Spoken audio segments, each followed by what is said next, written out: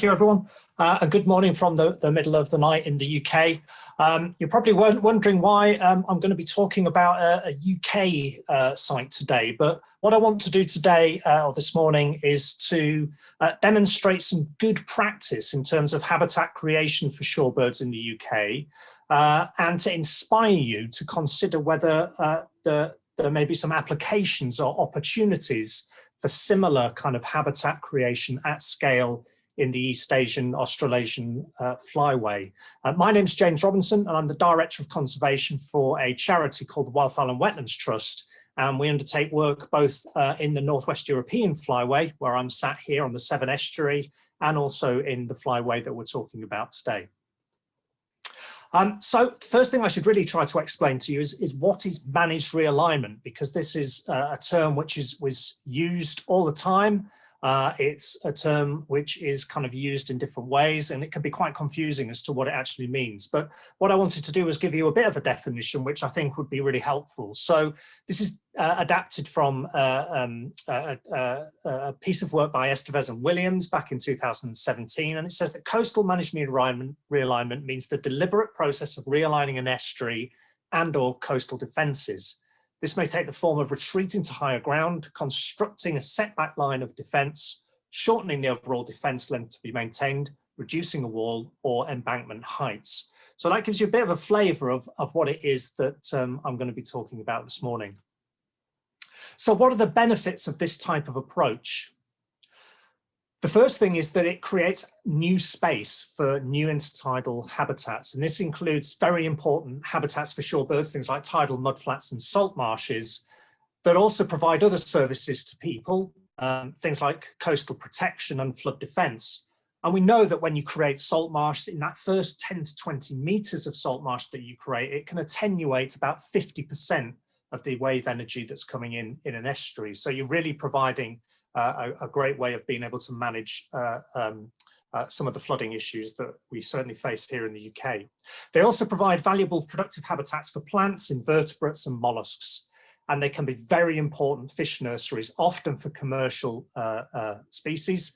And of course, they provide fantastic habitats for breeding and roosting birds, especially shorebirds. As I said, salt marshes dissipate wave energy and provide that first line of defence against tide and waves. Therefore, they're actually reducing the capital and maintenance cost of what can be very, very expensive fixed flood defences. They also provide some really interesting sink approaches, and those are for pollutants, but also for carbon. And I'll touch a little bit on that later about how valuable some of these habitats can be for carbon sequestration and storage. In terms of the cost, they could be a cheap option compared to paying for the establishment or maintenance of harder sea defences, but the long-term savings are really likely.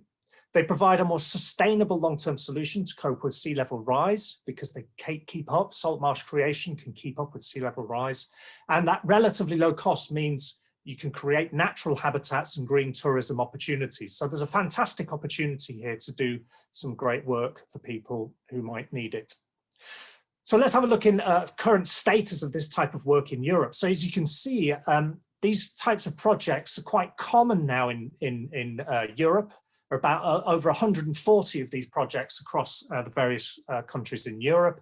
And as you can see, in the UK, it's been established as a very important way of tackling some of the coastal issues we face here. But if you look on the second graph on the right-hand side, you can see that actually in the UK, although we have a lot of projects, they are very small compared to Germany, where there are fewer projects of a greater scale. So one of the things we're looking for is more bigger projects like the ones I'm going to show you today.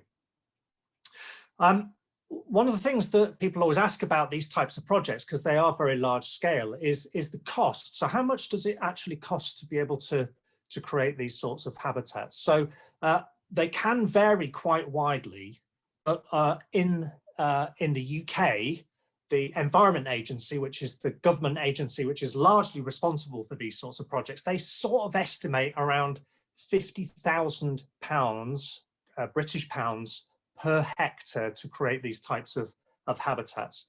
Now, if you want to create even better habitats, especially for species that you might be losing as a consequence of habitat being lost elsewhere, then those costs can be significantly higher than that.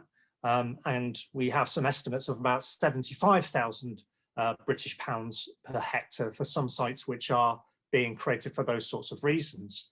And that cost can go up. But what we've got to understand is that the long-term benefits of those costs are significant.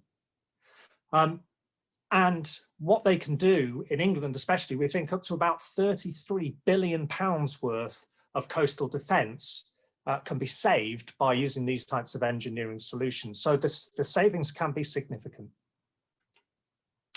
Now, why have these been created in the UK? Well, there's a whole load of policy drivers that have really meant that these sorts of habitats have been created. But there are two sorts of reasons why, the two sorts of key pillars. So we've got two pieces of European legislation here, the Birds Directive and the Habitats Directive, and they're really focused at making sure that we prevent the loss and degradation of habitat. And then we also have other types of directives and other types of legislation and policy which are there to reduce flood and erosion risk. So we've got some good legislation which is driving this sort of habitat creation. And we also in the UK have things called shoreline management plans, which are a kind of government's way of creating sustainable development of the coast. They were introduced in 1995 and have gone through various stages of their evolution. And they create that ambition for local places to be able to create habitat in the right places. Now, of course, when you look at how coastal defence is done in a place like the UK, where there are many, many challenges created by increases in flood problems, the impacts of climate change, there are four ways of dealing with that. The first one is no active intervention. So this is often in very low-lying areas where the tide is allowed to come in. Holding the line, which is about very hard, often sea defences, physically hard sea defences, stopping water from affecting businesses or people. Then we have things like managed realignment, the thing that I'm talking about today, where it's a kind of a mixture between no active intervention and holding the line. It's kind of really making sure that we've got a managed way of being able to let the tide in.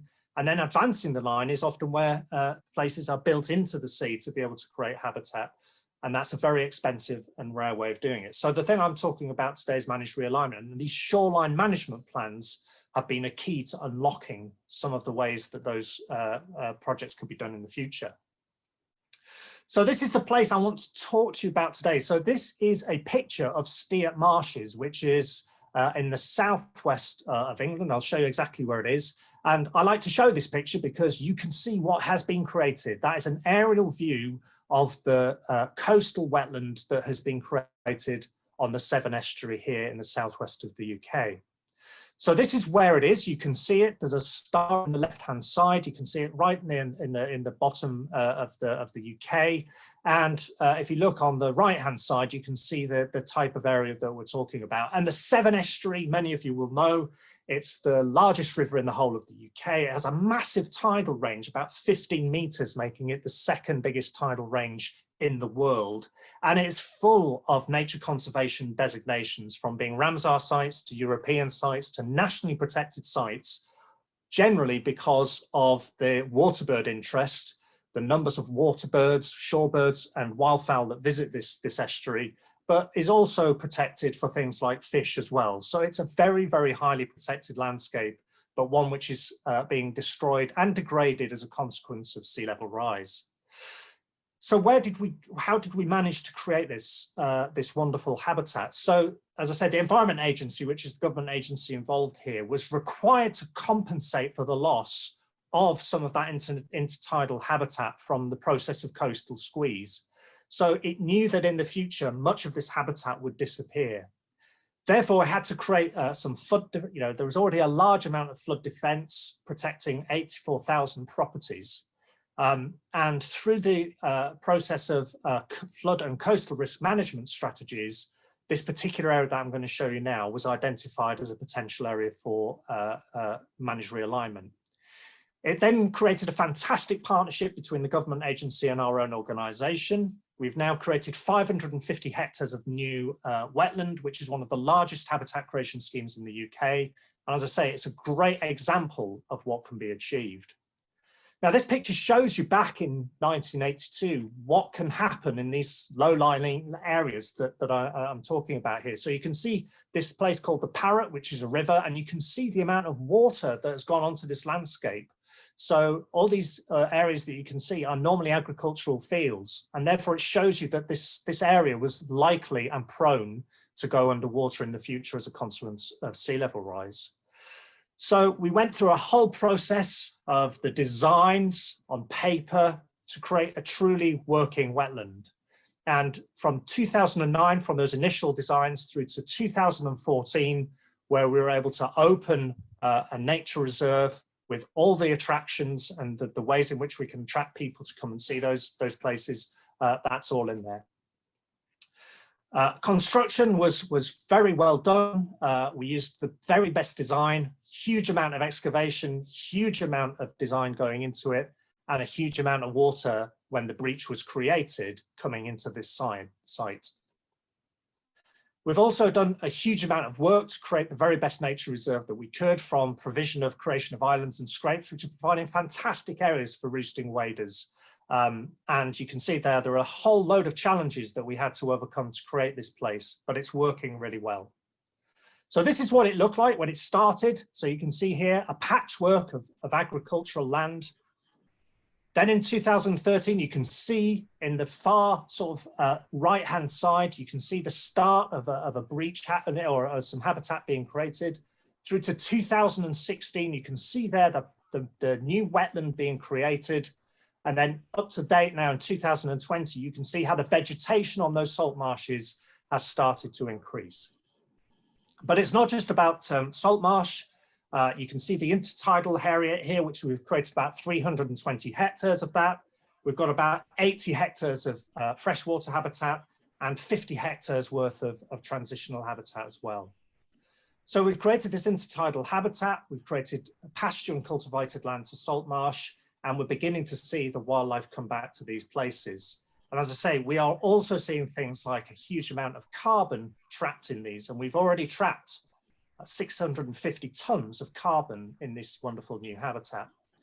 Our freshwater habitats have grown of creating fantastic places for water birds and also for other types of wildlife. And our freshwater transitional habitat, a really important part of it, is creating other types of habitat, especially for some very, very special wildlife in the UK, things like the great crested newt, the water vole, and the otter. But these places are also great for people, and we've designed it so that people can come and see this wonderful habitat and get an experience of what salt marsh creation and freshwater creation can look like. James, can you try to wrap up, please? Because we're yeah, nearly there. So here you can see the water birds. So it would be bad of me to leave this presentation without talking about what's happened. You can see immediate habitat being created for a huge number of wintering water birds coming into the site. So in the winter, we can look at 15,000 to about 20,000 water birds using this site of many different species. And here you can see some of the particular species that we get. Many of them are the features of the designated areas. They're species of conservation concern in the UK. And what we've seen with this habitat is there have been a big change in how the birds have actually used that habitat since it's been created. And that's created some challenges, from that intertidal habitat, the mudflat when you first create, where it's very easy to count water birds, through to some of the more vegetated areas now, where it's actually quite difficult to count species like redshank, because it's a very big site. It's very difficult to count those birds. So that's the end of the presentation. I just wanted to leave you again with another shot of the habitat that has been created. And I've left you with my email address here. It's a very rapid talk to talk about something very special and something I hope we can see more of in the East Asian Australasian Flyway in the future. Thanks, Rick.